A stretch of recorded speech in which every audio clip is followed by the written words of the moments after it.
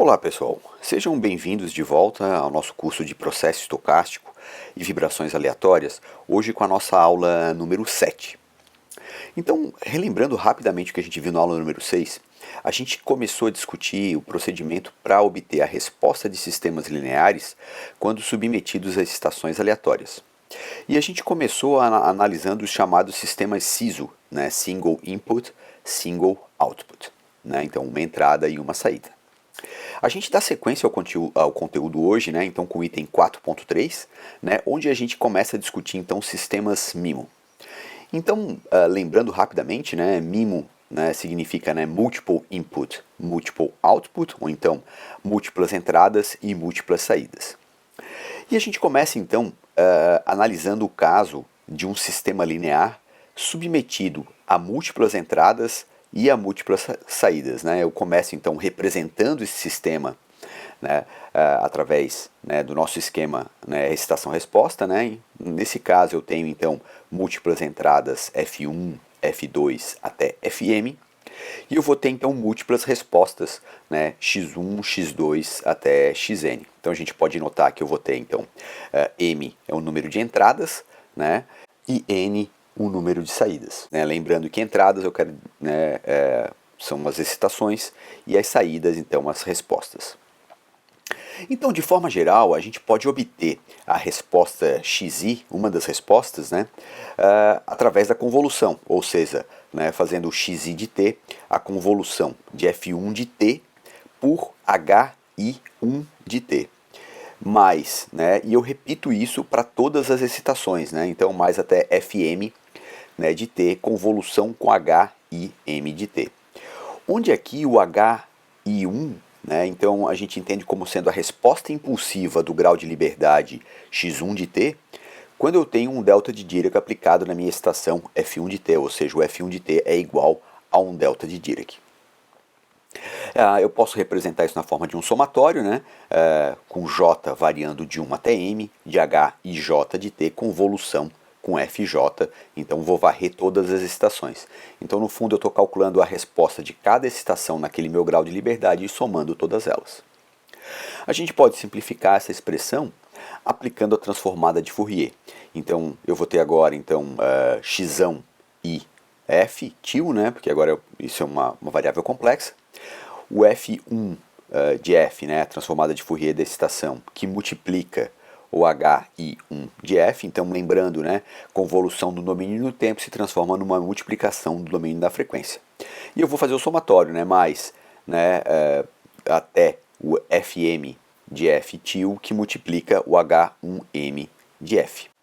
Então, na sequência, a gente pode colocar na forma de um somatório também, né, um somatório de j de 1 até m, de h e j de f, fj de f, né? E lembrando que o h e j, então, é a frf, né, para uma resposta de xi para uma excitação em fj.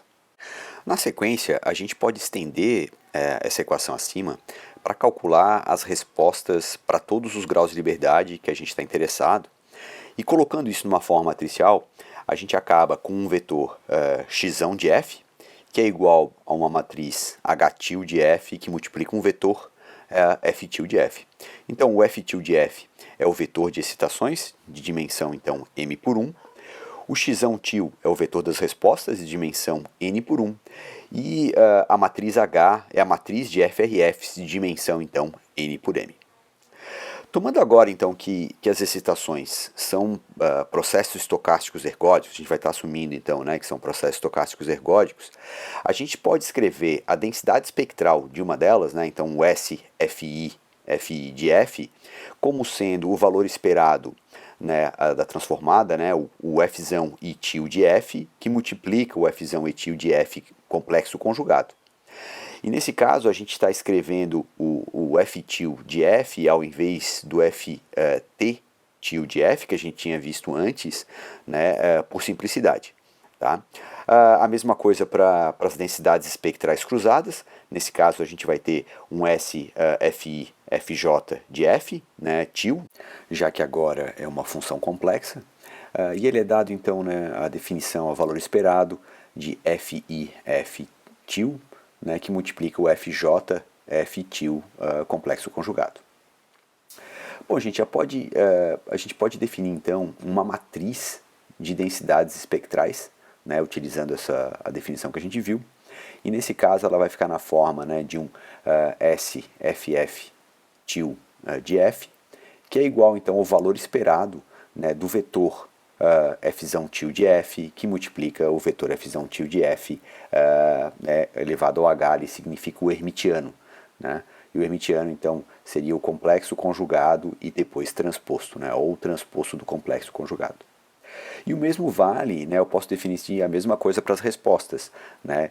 Já que a gente tem as excitações como processos estocásticos ergódicos, eu posso assumir a mesma coisa para as nossas respostas, né? E a gente tem então uma matriz de densidades espectrais das respostas na forma de um SXX-til de F, né? Definido então como valor esperado do vetor do xão-til de F vezes o xão-til de F hermitiano.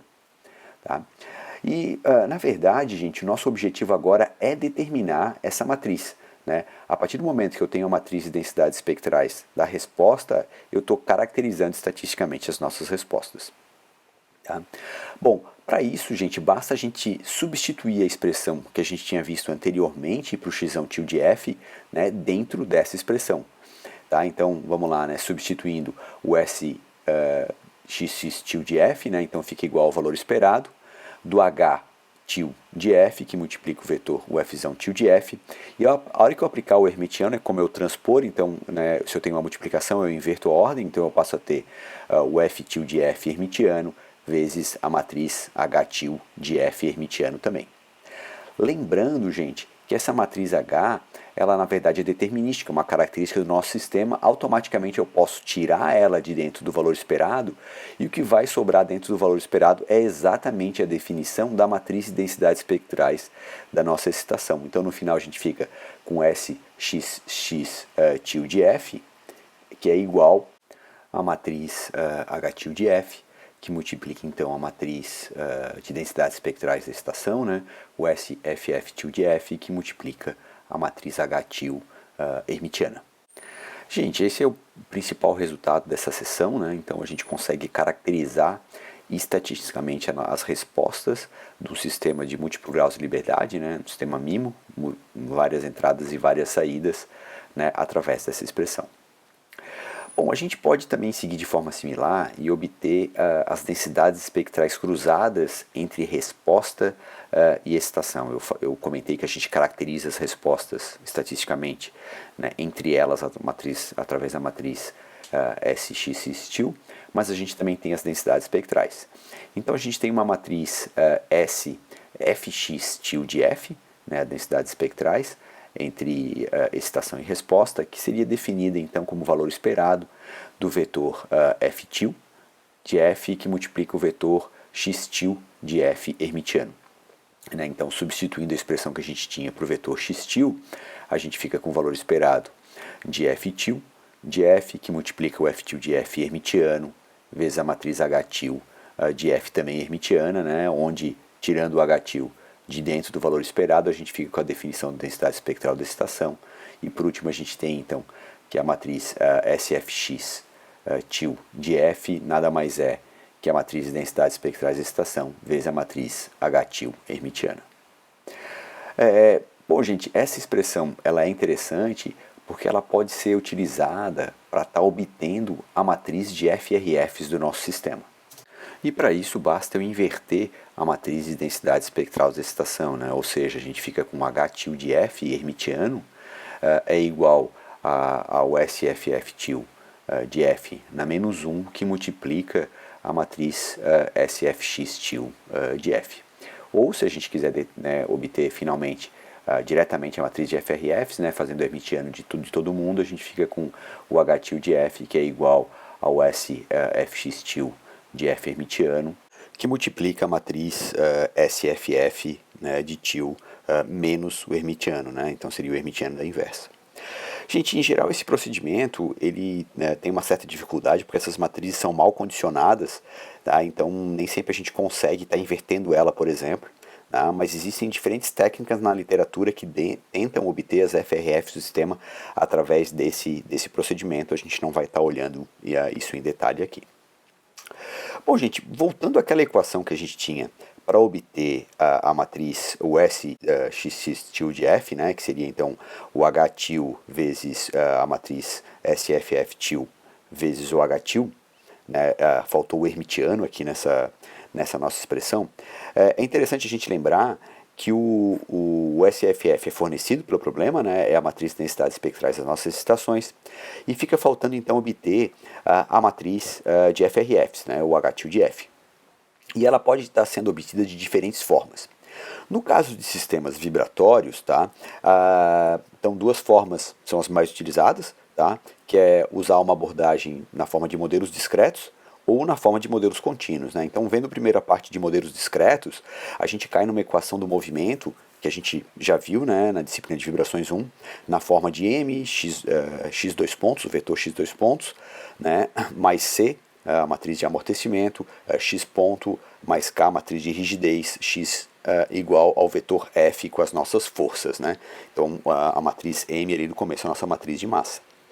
E lá a gente viu que se a gente assumir movimento harmônico, a gente consegue chegar numa expressão, né, cortando as exponenciais, na forma da matriz K menos 2πf ao quadrado, matriz M, mais I, que multiplica 2πf, matriz C, tudo isso multiplicando um vetor x til, que seria o vetor de amplitudes complexas, tá, das nossas respostas, igual a um f til, que seria as amplitudes complexas das excitações. E essa matriz entre parênteses a gente chama então de matriz de rigidez dinâmica. Tá? E a gente viu então que uma forma relativamente simples de obter a nossa matriz de FRFs é simplesmente invertendo a matriz D. Nesse caso, é importante a gente lembrar que a gente obtém uma matriz de FRFs que ela é quadrada, no sentido que ela é n por n, onde n é o número de graus de liberdade do nosso sistema. Tá? Na abordagem que a gente viu, né, do sistema MIMO, não necessariamente a gente precisa usar uma excitação em todos os graus de liberdade e resposta em todos os graus de liberdade. Por isso que a gente trabalhava, né, com M e N, né, então números diferentes para excitação e resposta. Tá? No caso da abordagem invertendo a matriz de rigidez dinâmica, a gente obtém para todos os, considerando excitação e resposta em todos os graus de liberdade. Uma outra possibilidade, ainda dentro de modelos discretos, é obter a matriz de FRFs via análise modal. Então a gente viu também lá em vibrações 1, né, que a gente pode definir um problema de alto valor na forma, né, da matriz K menos ômega ao quadrado M, que multiplica um vetor U igual ao vetor nulo, né, que a gente resolve, né, obtendo os valores de ômega para quais a solução é não trivial, que seriam os nossos ômega n, e para cada ômega n a gente tem uma solução U. Né, então o ômega n os nossos autovalores e o UN os nossos autovetores.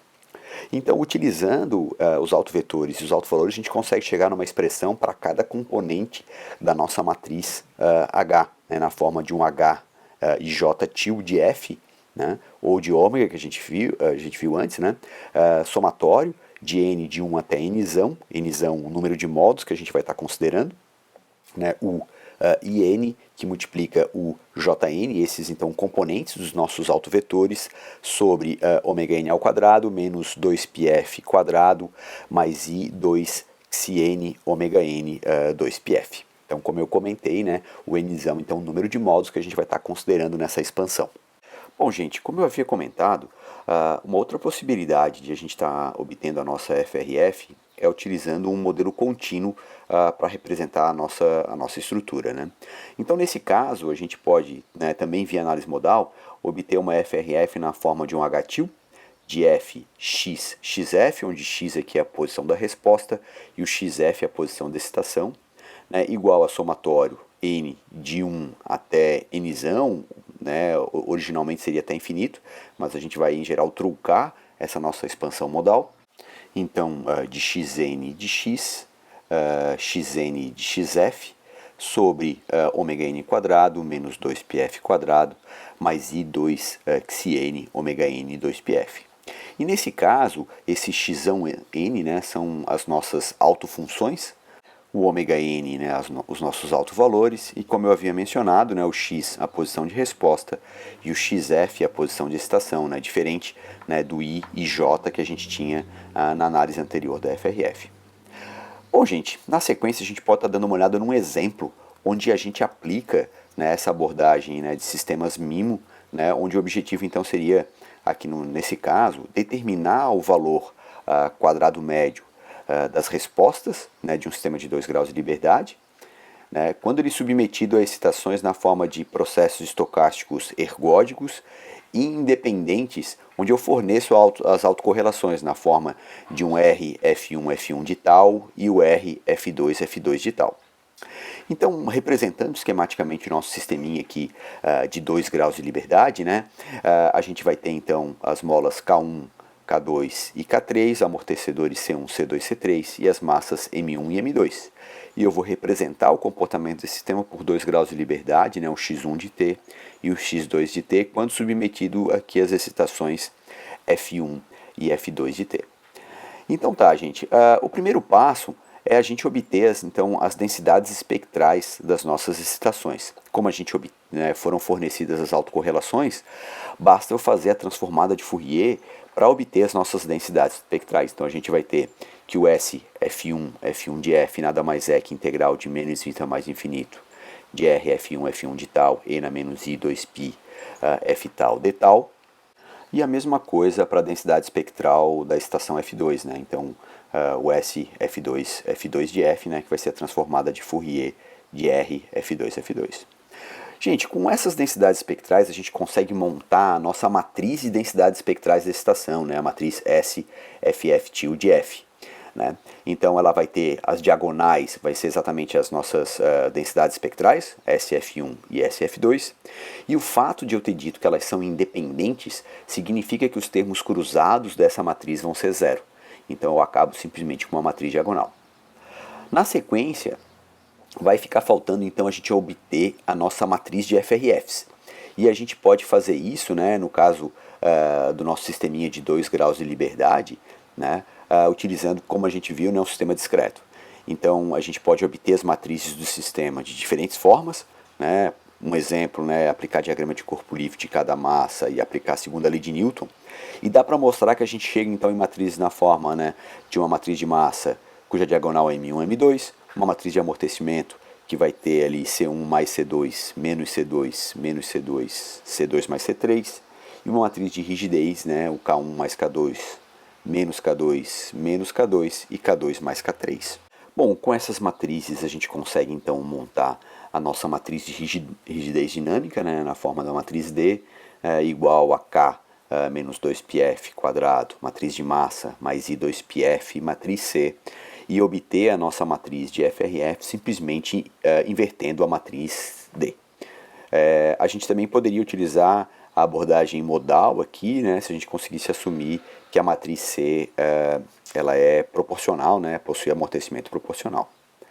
Então tá, gente, uma vez obtido então a matriz de FRFs e tendo a matriz de densidades espectrais de excitação, a gente consegue calcular a matriz de densidades espectrais da resposta, né, para um sistema MIMO, né, na forma então, né, do S xx tilde F, né, a matriz S xx tilde F, que é igual à matriz de FRFs, que multiplica a matriz de densidades espectrais, que multiplica a matriz de FRF hermitiana, né? Que no fundo ela vai ser uma matriz 2 por 2, né, onde a gente vai ter o Sx1, x1 de F, né, seria a densidade espectral da resposta x1, o Sx2, x2, a densidade espectral da resposta x2 e os termos cruzados, né, as densidades espectrais cruzadas. Mas a gente pode então, gente, obter o valor quadrado médio de cada uma das respostas usando algumas das definições que a gente viu antes, né? Então a gente viu que o valor quadrado médio de x1, né, nada mais é do que o valor esperado dele por ele mesmo, né, o que equivale, né, a nossa autocorrelação para tal igual a zero. E se eu usar o valor de tal igual a zero, né, na transformada inversa de Fourier a partir da densidade espectral, a nossa exponencial dá exatamente 1, porque o tal é zero, e a gente fica então que o nosso valor quadrado médio de x1 nada mais é que a integral de menos infinito a mais infinito de S x1 de f df. A gente pode repetir a mesma coisa para x2, né? Então, e mostrar que o nosso valor quadrado médio nada mais é que a integral de menos infinito a mais infinito de s de x2, x2 de f df. Então, gente, aqui é interessante a gente ver que a partir, né, das densidades espectrais da resposta que a gente obtém, né, com a abordagem que a gente viu para sistemas MIMO, eu consigo calcular todas as propriedades estatísticas da nossa resposta, né, e para isso a gente usa as propriedades que a gente viu lá atrás. Então tá, gente, com isso a gente fecha essa aula de sistemas MIMO e até a próxima aula.